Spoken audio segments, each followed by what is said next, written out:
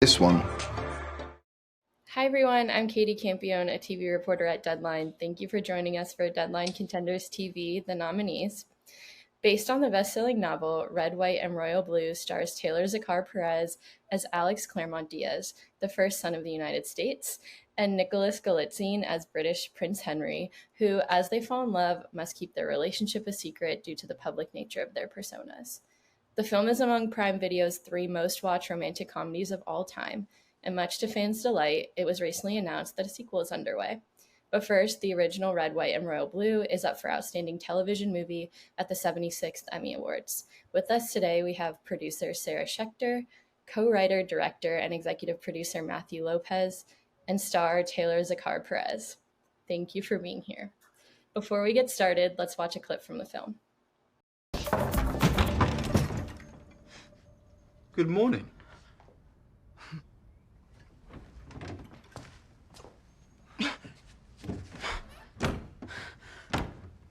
Zara, breathe. Don't you tell me what to do. Do you want to sit? Okay. Where do you want to go? Here? Yeah. Oh, there? Okay. Yeah. Fine. I'm fine. Oh, okay. How long has this been going on? Since New Year's. Oh, God. And who knows about this? Literally no one but you. And the Secret Service. And Percy. Right, and Nora. Oh, and I told my sister. Oh, I didn't know that. Yeah, she was really happy for us. Oh, I can't wait to see her again. She's really... Okay, shut up, okay? The both of you. I need to think. Taylor, I wanted to start with you. I've noticed you've talked previously about how you're very different from Alex, and I'm curious what made you pursue the role and what was the most challenging thing about getting into character. I felt like I kind of had it easy getting into character because I was able to be very goofy on set. And though, this was Matthew's first time directing, he was able to get goofy with me as well. And so it kind of kept everything moving. I feel like where Nick sort of had to, bring it all back before we started each take. So we just were really goofy on set. So that was the best part about getting into Alex. And what made me pursue the role, somebody sent me the book before they started casting, and they said, read this. I think that you would kick ass at this. And I said, okay. So I read it and it was just like bawling on my flight back from New York. And then I said, oh, Meg, I have to meet on this. It's just so different. It was unlike any other queer romantic comedy that I've ever seen or heard about or read. And it just felt like there was way more depth, and there was so much more going on in the world than just the love story. Like, they were high achieving people in this world, and you just were rooting for them and their future, and I just wanted to be a part of it. For Matthew and Sarah, for both Taylor and Nicholas, when they were auditioning, what made you realize that they were perfect for the roles? We saw a lot of people for these roles, and there was just something individually very special about them. They sort of vibrated at the same frequency as the character, and I knew that I had each of the roles cast. I thought maybe, and then I think Sarah can talk to their chemistry read, which was the last test that we had to put them through. Yeah, I think that Nick emerged very quickly and felt very Henry. It's when you're casting, you're looking for just really talented actors who also have a sort of essence of the characters, as Matthew pointed out. And I think Taylor I like that it was like, Taylor, why you pursued the role, it's also we pursued you, because you sort of pursued it. And then and then we were like, no, we need you, Taylor, because I think Alex is like very bubbly. He's really smart. He's really charming. He's very winning. And I think that's a quality that Taylor has. You want to spend time with him and you want to be kind of in his energy, because Taylor's such like a wonderful human being. And so in that way, I think he shared a lot with Alex. So for us, it was like, once we did the chem read, we definitely knew almost immediately, Matthew. I think we were texting within like 45 seconds. I'm sure it lasted longer than that, but that's as much as we needed to see that Taylor and Nick would be perfect together. It was still very heavy COVID times. So Zoom chem reads, and so, of course, we weren't totally sure till Matthew was able to do rehearsals with them. And then when we started seeing dailies. We knew at that point. And I think it was 4 months from the initial meeting to actually getting on set.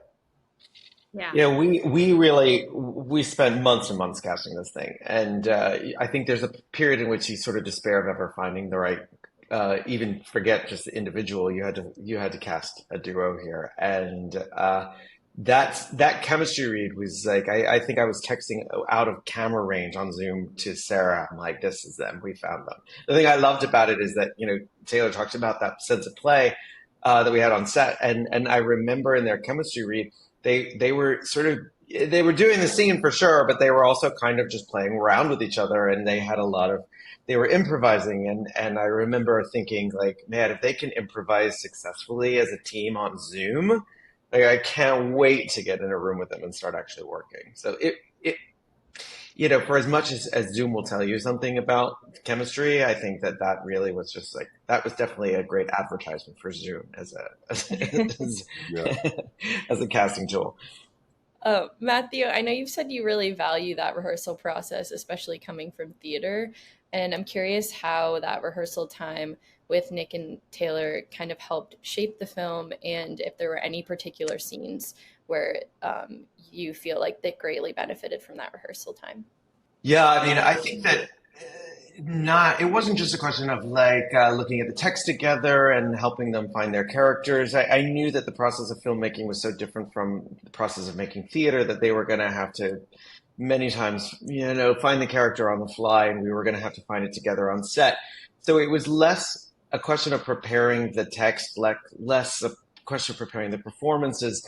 And it was just giving the three of us an opportunity to understand how the other one works. I kind of needed them to have that time over lunch to just talk about whatever it was, that, even if it was what they did the night before. And I think it was really helpful that we built a camaraderie, and the two of them sort of really came on set 2 weeks later, knowing each other and trusting one another. And I think, my favorite scene between the two of them is the scene in Alex's bedroom after they hook up for the first time. And that I remember we played around with that in the rehearsal room, and we even staged it with some blocking. And I made a video of that. There was just something special about that scene. I think it was one of the most relaxed and lived in performances that either of them gave in the film.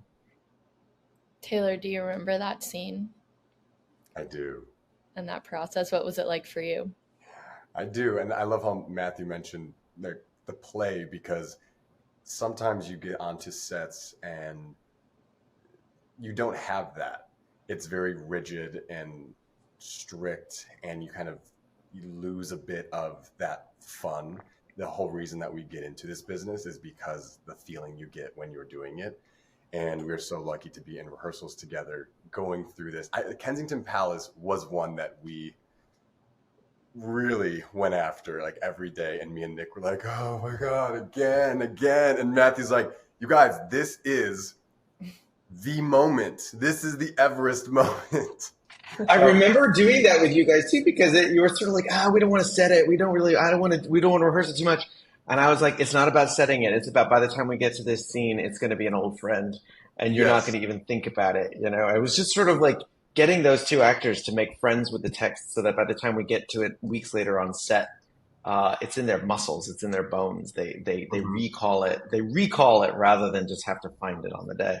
Yeah, you can really get in and do something different and play against the lines. And I think that's what Matthew really helped us do, was play against what we maybe thought that scene was. And so doing the first hookup scene and having that awkward but pleasantly surprised energy and the nerves, and it was kind of similar to me and Nick meeting, honestly, because we're just two people who have never met in person that now have to be extremely intimate with one another. And this, I think, was before Robbie Taylor Hunt came onto the scene. And it was kind of like, all right, it was the vibe of the room in a way. So then we kind of held on to that, because then when we grew as people, actors, and became friends, it kind of goes away. And you kind of have to lock back into the given circumstances and the relationship at that point in the film. And just remember, like, what genre you're in. So the movie premiered almost a year ago today, and during that time, there was a lot of limited promo due to the actor strike, but somehow we're still here. We're still talking about it. It's up for an Emmy. Did you expect when it was released that it would have this kind of cultural impact?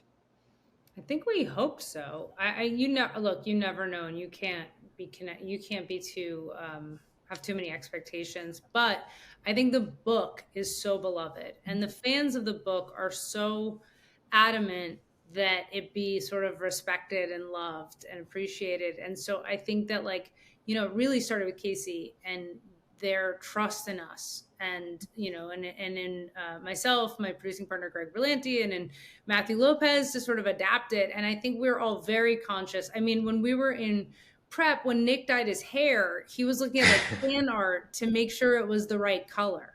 So I think that it's always, I mean, look, it's the best possible outcome is that people love the thing that you worked really hard on. But I think we really were conscientious from the beginning of trying to approach it as fans. And I think when you approach something as a fan, when you approach it as something that you love, it's contagious, that love. And I think we're just really grateful. But I think it's really the fans of the movie that are that's the reason why. I mean, people just really loved it.